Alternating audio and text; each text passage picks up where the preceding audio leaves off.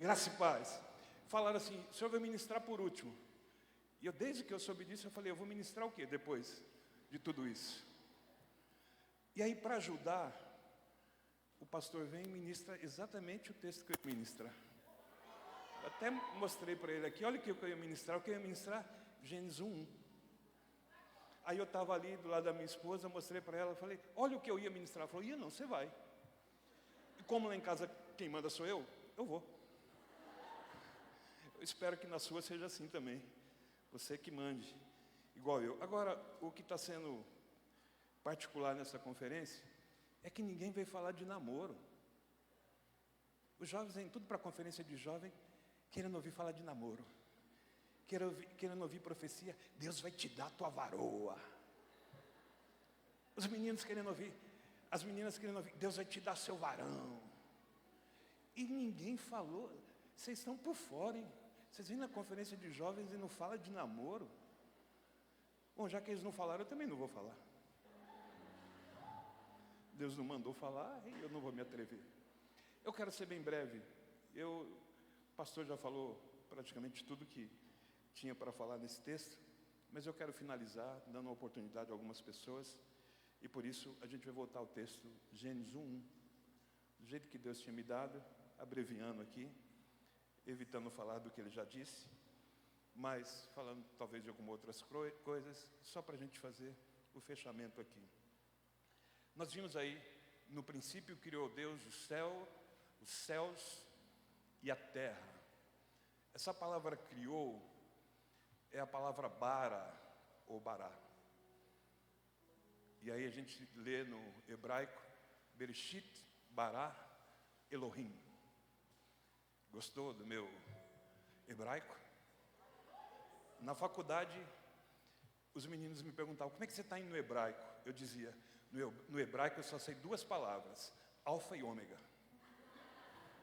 Aí eles diziam, mas alfa e ômega é grego. Eu disse, pois é, esse é o meu hebraico. Diga, Bereshit, bará, Elohim. No princípio criou Deus. Essa palavra criou, ela se distingue do pensamento de criação que nós temos, dito no hebraico. Essa palavra bará significa Deus criou do nada. Quando nada havia, Deus criou. Só Deus pode fazer isso, criar do nada. Nós, seres humanos, temos a capacidade criativa, eu falei sobre ela ontem, mas não o bará. O bará só Deus tem. Pega o nada e faz o tudo.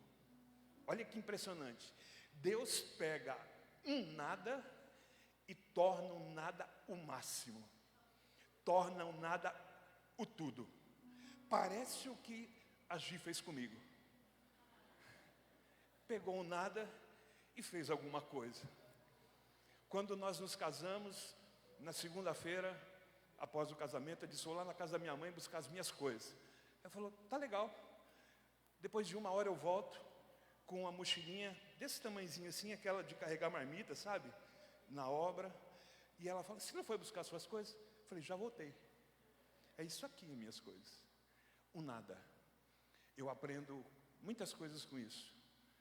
Nunca despreza o nada. Eu brinquei com a questão de namoro, mas eu vejo muitas meninas querendo o máximo.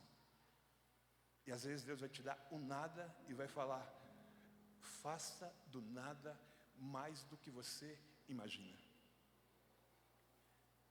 Dizem que havia um shopping center onde as mulheres podiam escolher o tipo de marido que elas queriam. Cada andar desse shopping havia um tipo de marido, uma qualidade, né? Então uma mulher falou, vou lá, porque eu quero sair de lá com um marido para mim, com um homem para mim. E aí ela entra no elevador, primeiro andar, muitos homens e uma placa, homens honestos. Ela fala, uau, homens honestos? Daí ela pensou em sair, ela disse, eu vou olhar no segundo andar. Aí ela sobe o elevador para o próximo andar, e aí muitos homens e uma placa. Aqui tem homens honestos e trabalhadores. Show! Nossa, é que... Quando ela ia descer, pensou, não, e no terceiro andar? Aí ela entra no elevador, aperta o terceiro andar, as portas se abrem, muitos homens e a placa. Aqui, homens honestos, trabalhadores e fiéis. Quando ela pensou em ir no quarto andar, o que será que tem no quarto andar? O fato é que ela tinha que escolher um andar. Se ela deixasse passar aquele, ela não podia voltar mais. O elevador subia, e nessa subida a escolha precisava ser feita. Pois bem, ela retrocede, vou para o quinto andar. Ela aperta, sobe, abre-se as portas, e lá tinha um cartaz, muitos homens, e dizia, aqui tem homens honestos, trabalhadores, o que eu disse por último? E fiéis. Tudo que a mulher gosta, mas nesse quinto andar, além de tudo isso, bonitos. Honesto, trabalhador, fiel e bonito. A mulher pensou em descer. Ela disse, o que será que tem, o que haverá no sexto andar? Ela retrocede, aperta o sexto andar, e aí quando ela chega, abre uma porta e um cartaz, dizendo, é impossível agradar as mulheres.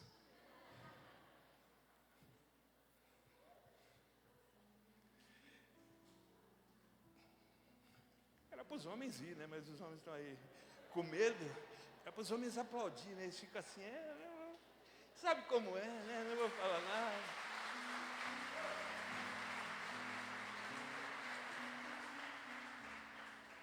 Só Deus cria. Gênesis 2, versículo 7. Agora você vai ver aqui no versículo 7, o que o texto diz a respeito do homem. O versículo 7 diz, então criou o Senhor Deus o homem do pó da terra, e lhe soprou nas narinas o fôlego de vida, e o homem passou a ser alma vivente. Eu repito, então criou o Senhor? É isso que está escrito? O que está escrito então? Por que não está escrito criou? Está escrito formou. Ele formou o homem do quê? Do quê? Do pó. O pó já existia? O pó já existia? O pó da terra já existia? Então Deus criou, formou o homem do pó da terra que já existia. A palavra bará é criar do nada. O pó da terra já existia? Então, não é criar, é formar. Deus estava formando o homem. Você percebeu a sutil diferença? Criar e formar. Deus nos deu essa capacidade de formar. Dentro desse entendimento hebraico de criação, no bará, que só pode ser feito do nada, tudo o que nós fizermos aqui vai ser formar, transformar. Quando você pega uma madeira e faz da madeira uma mesa, você não criou a mesa, você formou a mesa. Quando você pega a madeira e faz da madeira uma cadeira, você não criou a cadeira, você formou a cadeira.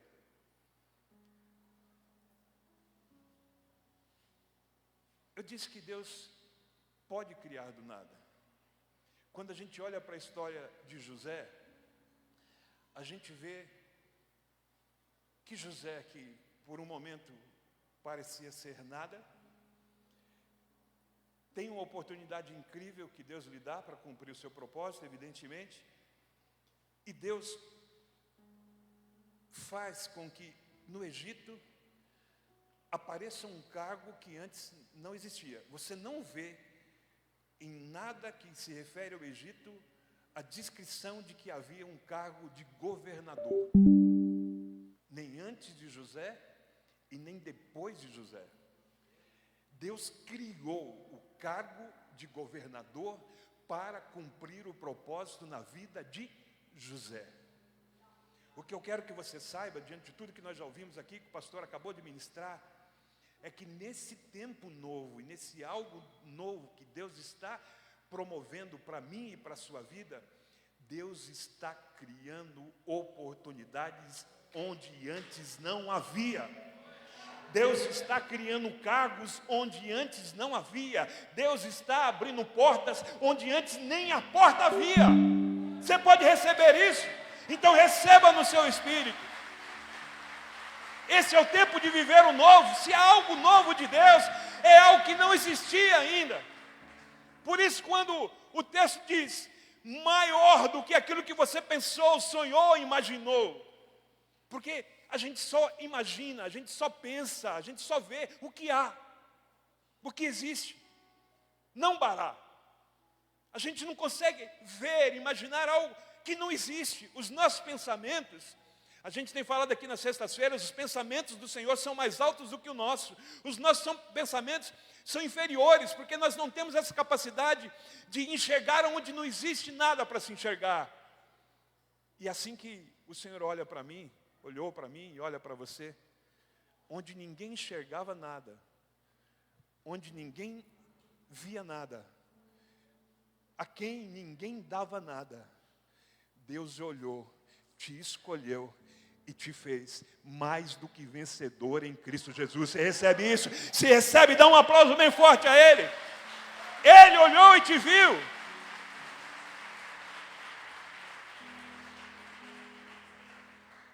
O pastor falou aqui na sequência de Gênesis 1 que Deus criou os céus e a terra. O texto não diz que Deus criou o céu, diz que Deus criou os céus. A gente fala de pelo menos 3 céus. O primeiro céu é esse céu que a gente vê, que a gente enxerga, pode ser chamado de céu atmosférico. É o céu onde os pássaros voam, é o céu onde os aviões voam, a Gol voa, a Latam voa, os céus que a gente vê, que o homem pode navegar. Esse é o céu, esse primeiro céu, esse céu atmosférico. Depois dele há um outro céu, o céu astronômico, onde estão os astros, a lua, o sol, as estrelas. Esse céu, a Gol não vai, os pássaros não vão. Esse céu, até pouquíssimo tempo atrás, só as grandes agências espaciais iam, como a NASA, como a Agência Espacial Russa, a chinesa. Só elas conseguiam levar pessoas a esse nível de céu ou de atmosfera. Só essas grandes agências. Agora, esse ano, e é impressionante que em um ano, ainda dentro da chamada pandemia, um homem visionário criou uma empresa chamada SpaceX, e essa empresa fez, nesse ano, o primeiro voo, levando uma tripulação considerada de civis. Homens normais como eu e você, foram enviadas através de uma espaçonave para entrar na atmosfera terrestre, para entrar nesse céu atmosférico. O que era impossível já se tornou possível. Ontem eu falava sobre isso. Vai chegar um tempo em que nós vamos comprar pacotes de viagem para dar a volta ao redor do globo terrestre. Isso já está acontecendo. Aconteceu agora. E já aconteceu mais do que uma vez. Então, nesse céu, já é possível navegar. Já era para alguns, isso está ainda muito limitado para poucas pessoas, mas já é possível. Elon Musk já consegue enviar as pessoas para esse passeio. Agora, existe um terceiro céu. Esse terceiro céu é o céu dos céus. Esse terceiro céu é a habitação, é o trono do Deus Todo-Poderoso. E esse terceiro céu, a TAM não pode te enviar, a Gol muito menos, a SpaceX, a NASA, elas não têm condições de te enviar. Para esse céu, só alguém que diz, eu sou o caminho, a verdade e a vida, só Ele pode nos levar a esse céu. Você pode aplaudir a Ele. Ele é o único e vivo caminho. Só Ele pode nos levar.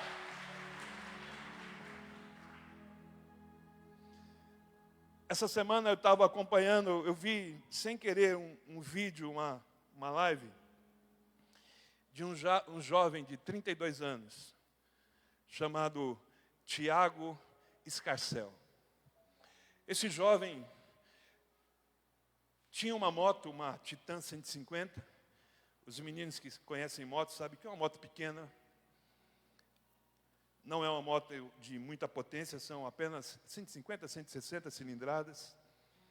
E esse jovem pegou a sua namorada, o nome dela é Jennifer, de 19 anos, e disse: nós vamos dar a volta no Brasil. Nós vamos conhecer os 27 estados do Brasil. E nessa semana, na terça-feira, eles estavam comemorando, abriram uma live para comemorar, depois de 8 meses e 13 dias, em cima daquela moto de baixa cilindrada, eles haviam percorrido mais de 36 mil quilômetros e haviam passado por 27 estados do Brasil, começando do sul, subindo ao centro-oeste, ao sudeste, nordeste, norte. Eles passaram por todos os estados do Brasil nesse período de 8 meses, de 13 dias, e estavam celebrando, porque dali a poucas horas eles estariam chegando no destino final dessa viagem, dessa aventura em Mato Grosso do Sul. Fizeram a live, abriram, comemoraram, muita gente participou, vibrou com eles, ele muito feliz por tudo que tinha passado, vivido. Disseram que os dias não foram fáceis, dormiram sob papelão. Nessa live ele disse: nós só dormimos 3 horas nas últimas 24 horas, cansados, acabados. Ele dizia: estou acabado, tal. Uma super aventura. Fecharam essa live e seguiram uma viagem curta para chegar ao destino final. Por isso que eles já haviam celebrado, porque o percurso que tinha para chegar era o último percurso, por isso eles já estavam comemorando. Nesse pequeno percurso, um senhor de 63 anos de idade, numa BMW, numa moto, forçou uma ultrapassagem a uma carreta, entra na contramão e colide com a moto desses jovens de frente. Esse senhor de 63 anos foi jogado para debaixo da carreta e morreu na hora. Esse jovem chamado Tiago teve a sua perna, foi levado para o hospital, depois conduzido para o hospital ainda com vida, teve a sua perna amputada. E aí eu fiquei curioso, comecei a acompanhar, daí disseram que ele estava na UTI, e a jovem, a Jennifer, 19 anos, também na UTI. E aí hoje eu acordo, vou olhar notícias sobre esse caso, o Tiago morreu.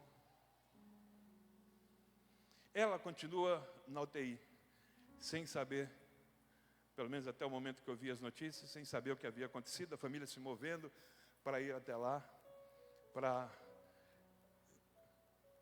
fazer o que for necessário. Aí eu li os comentários dessa matéria falando sobre a morte do Tiago, e aí as pessoas, meus sentimentos, aquela coisa, meus sentimentos, a família, tal, os amigos. E eu fui lendo os comentários, e alguém disse assim: ele viveu a vida, ele curtiu a vida. 32 anos, e alguém disse: ele curtiu a vida. Eu vejo algumas coisas que podem nos trazer algumas lições. Quando a gente é jovem, a gente pensa que a gente não pode ser parado por nada, que nós somos imbatíveis, indestrutíveis. Quando nós somos jovens, a gente pensa que a idade não vai passar. Quando a gente é jovem, a gente pensa que a gente vai suportar tudo, vai aguentar tudo, que a gente pode fazer tudo. E quando a gente é jovem, a gente está muito preocupado com consequência de nada. Quando a gente é jovem, na maioria das vezes a gente quer viver apenas um momento. curtir o momento. A pessoa que diz naquele comentário, ele curtiu a vida, estava declarando naquele comentário que, no seu entendimento, ele fez tudo o que podia fazer, curtiu a vida doidado, morreu, tá bom porque ele curtiu a vida. Quão pobre nós seríamos se a nossa vida fosse esses poucos dias que nós passamos aqui. Quão miseráveis nós seríamos se a vida fosse só isso. O sopro. Uma nuvem que se forma e dali a pouco ela se esvaiu. Que triste seria se fossem apenas esses poucos dias que nós temos aqui na terra. Que fé seria a nossa se pensássemos, se acreditássemos que a gente tem que fazer tudo aqui agora e resolver tudo aqui agora, porque é só isso. Quando ele formou os céus, ele formou um céu que mais tarde o seu filho Jesus, depois de ressuscitar, diz: eu vou para a casa do Pai preparar moradas, e daqui a pouco eu volto para buscar vocês, porque na casa do meu Pai há muitas moradas, se não fosse assim eu não vos teria dito. A vida não é só isso, não são apenas esses poucos dias. Há 2 semanas atrás, eu acho, ou 15 dias, estava todo mundo chorando e enlutado pela morte de uma cantora, de 26 anos de idade. Alguém dizia, agora que ela começou a ganhar a vida, agora que ela começou a ter o que ela sonhou, agora que ela começou a fazer sucesso, agora que ela começou a se dar bem na vida. É muito pouco tempo, é muito pouca idade, 26 anos. Quão pobre nós seríamos se fosse só esses dias aqui. Jesus disse, na casa de meu Pai há muitas moradas. Esse Deus que criou céus e terra. E como o pastor disse aqui, estava inclusive aqui, pastor, no meu esboço, aqui eu coloquei assim, olha, ele começou em cima, porque na vida existem prioridades.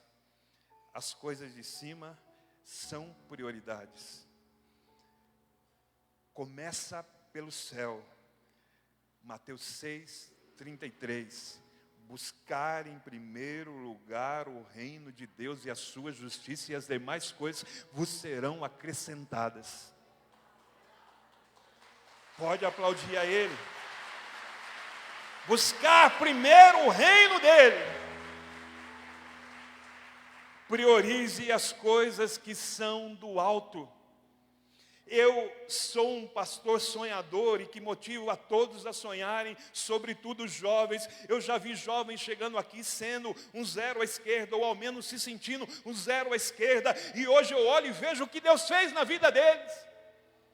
Aquele zero à esquerda, aquele menino desprezível, que ninguém confiava, que ninguém botava fé, que ninguém acreditava, cresceu, formou-se, venceu, casou-se, tem filhos, tem família, tem negócios, tem vida, tem porque Deus deu. E esse Deus continua fazendo. Jovem, continue crendo. Ele é o mesmo ontem, hoje e será eternamente. Nele não há sombra de variação. O Deus que fez no passado é o Deus que faz no presente e que fará no futuro. Deus continua criando, Deus continua tecendo, Deus continua incubando, Deus continua. Mas o princípio está aí. Quando Jesus diz está consumado, o véu do templo se rasga, de alto a baixo. Esse é o princípio, jovem, se você quiser ver os seus dias passar. E à medida que eles vão passando, você vai observando o crescimento que Deus vai promovendo na sua vida. Você precisa olhar para cima. Você precisa buscar as coisas que são de cima. Você precisa entender as coisas que são de cima. Você precisa conhecer a Deus e crescer em conhecer a Deus. Isso é que vai viabilizar os seus sonhos aqui na terra. Como eu estava dizendo, eu sou um pastor que incentivo, sobretudo aos jovens, sonhem. Sonhem. Tenham sonhos. Tenham visões.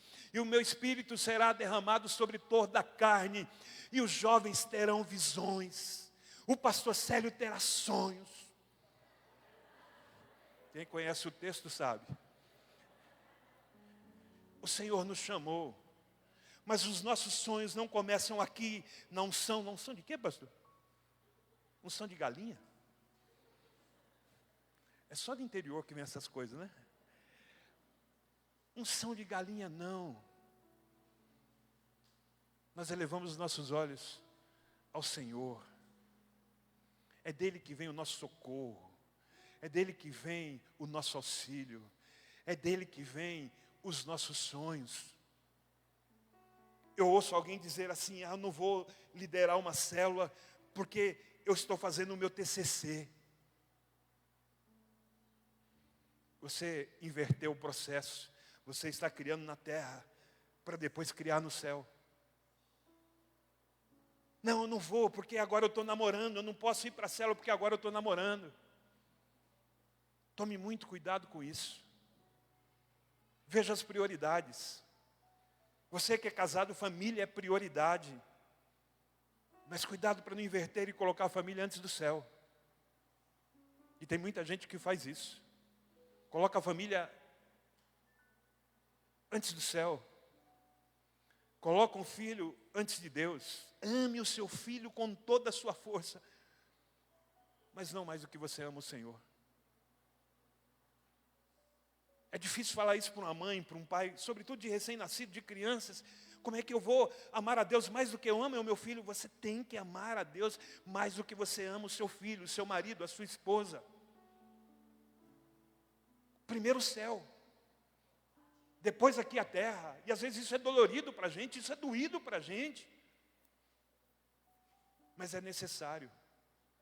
Porque quando a gente consegue conhecer a Deus, ser conhecido de Deus, a gente começa a conhecer os sonhos e os planos que Deus tem para a nossa vida. A gente fica aqui querendo construir as nossas aventuras para depois poder dizer: eu vivi a vida doidado. Mas a nossa vida é só um sopro. Eu vou soltar os fogos, porque eu estou no último percurso dessa jornada de mais de 8 meses. 8 meses e 13 dias. Eu vou soltar os fogos para comemorar. Subiu na moto, viaja alguns quilômetros, colide com uma outra moto, é jogado para fora da pista e acabou. Esse dia, essa hora, nenhum de nós sabemos. E a gente não tem controle sobre isso. Nós não tivemos controle de quando chegamos aqui, assim como nós não temos controle de quando vamos partir daqui. Por isso, prepara-te para encontrares com o Senhor teu Deus. E para isso, só tem um caminho. Jesus é o caminho. Eu quero orar com você. Eu quero te pedir para ficar de pé, por favor. E eu quero orar com você. Tudo que nós ouvimos nesse dia, essas palavras abençoadas, esse momento tremendo, o louvor, o teatro, tudo que aconteceu aqui. Mas seria loucura se nós nos esquecêssemos da nossa morada. Nós devemos almejar essa morada, devemos viver todos os dias se lembrando dessa morada. E quando nos lembrarmos dela, das palavras de Jesus que disse que foi preparar lugar, não nos esqueçamos que Jesus disse: um dia eu volto para te buscar. E quando Ele voltar, nós precisamos estar prontos. Nós precisamos estar preparados. O dia e a hora nós não sabemos, mas vai acontecer. Pode ser daqui a pouco, pode ser daqui a um ano. Nós precisamos estar prontos e preparados. E se de alguma forma nós partirmos antes que Jesus volte, nós precisamos partir daqui, fechar os nossos olhos. E assim como aquele ladrão que estava junto a Jesus na cruz, ainda hoje estaremos com Ele no paraíso. Fechamos os olhos aqui e abrimos diante dEle, de braços abertos, dizendo: vinde, filho amado, para o gozo do meu Pai, para a eternidade. Corra atrás de um bom emprego, de um bom trabalho, de um bom salário. Corra atrás de empreender, tenha a sua empresa, os seus negócios, faça a diferença. Vença onde ninguém venceu, alcance o que ninguém alcançou. Seja o testemunho da sua família de que é possível, de que Deus é com você, de que Deus te auxilia, que Ele te prospera, que Ele te dá entendimento, sabedoria, inteligência para você ir e vencer, para você plantar e colher. Faça isso, mas não vale a pena se para isso você virar as costas para o Senhor. Se para isso você virar a costa para o céu, para a morada que Ele foi nos preparar. Se você virar as costas para os princípios, se você viver a vida como se ela nunca fosse acabar, não vai valer a pena. As coisas aqui são findas. As coisas aqui terminam. Tudo aqui tem prazo de validade. Algumas coisas a gente sabe até a data de vencimento, mas muitas outras não, mas vai vencer. E Jesus disse: eu sou o caminho. Nós não iremos para lá nas asas de uma ave, ou dentro de uma aeronave, nem de uma nave espacial.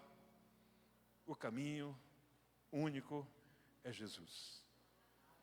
Você pode fechar os seus olhos?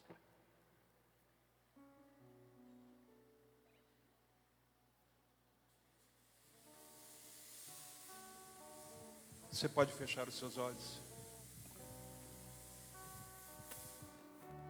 O Tiago estava feliz, celebrando um sonho que ele realizou.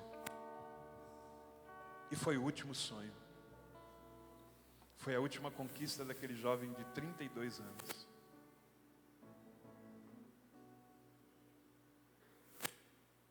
Até os jovens se cansam.